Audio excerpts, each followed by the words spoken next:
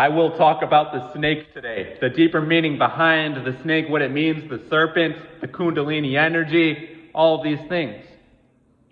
You see, there are times where we notice toxic emotions building up within us. When you go to the biblical 7 sins, they're talking about lust, they're talking about pride, envy, gluttonous, sloth, anger. Might be one other. I can't remember off the top of my head right now, but greed. Greed's it.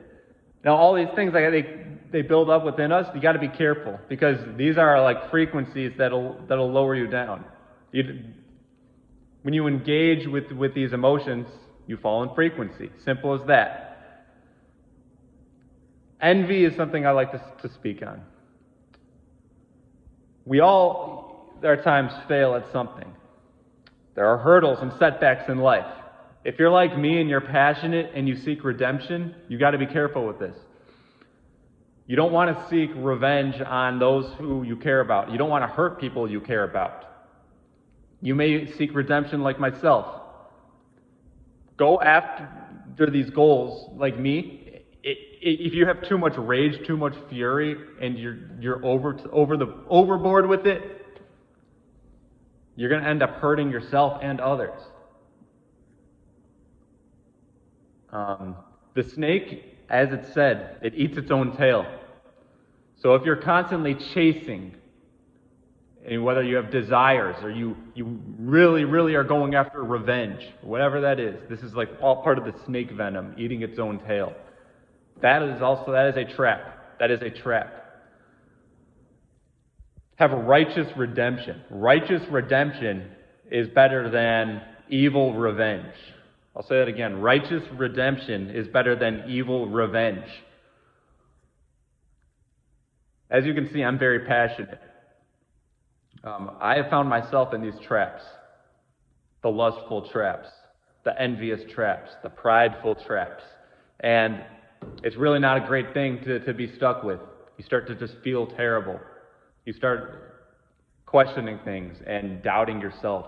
And you find yourself stuck in a cycle that, there at times you want to quit. You want to get out of a cycle. It's similar to eating junk food, smoking cigarettes, drinking alcohol. But the lustful trap is a little different because it does not involve a physical food or a drink or a drug that you can consume. What it does include is your energy, your primal life force that you're giving away to these dark feminine entities, these sirens, these witches, these reptilian entities, basically how I describe it, and you're giving that energy away. So it's extremely toxic. It's extremely, extremely toxic to do so. If you're like me and you seek redemption, if you feel like you've been wronged and you just want to get things right, find that even point where you feel like, all right, this is the fair, balanced point, and I'm going to fight to get it. You got to be careful because those toxic emotions may carry you over. You don't want to end up hurting people. You don't want to send such negative energy to those who you seek revenge on because it's like a poison that just comes right back to you. You may think of someone and be like, wow, I think very negatively of this person. I seek revenge. And you're just thinking all these negative thoughts. And that energy is directed at them, then it'll come back and it could hurt you. My point is, you have to be balanced in your approach, and it takes some real discipline to be able to do this. Because when I noticed, so I will get angry about things. If you're angry about something, you may fall in another area when it comes to these so-called deadly sins. And I'm just using it as an analogy. So if you're angry, it could lead to envy. And that anger and envy could lead back to the lust, which you're trying to break in the first place. And what I have noticed is these dark feminine entities, the succubus, the Jezebel spirit, all that exact type of entity, that is the source of my problem. That is the exact source of my issue that I have dealt with for some time. And that has also resulted in envy. It is because it's held me back because I feel like I can't break through. I get envious. And then I'll get angry. Then it can just lead to grief. Then it can lead to doubt. It can lead to shame. I mean, it's one toxic emotion that snowballs into multiple. So have that discipline and use that snake venom, because we all have it. We all have venom and elixir within us, and that's the part of us that's not so sweet, but you can use it properly to engage with your goals, engage with the discipline that you seek, and go after this thing that you're building up in your mind that you know that you need to achieve. And a lot of it is mental. So watch out for being envious. Watch out for all these things.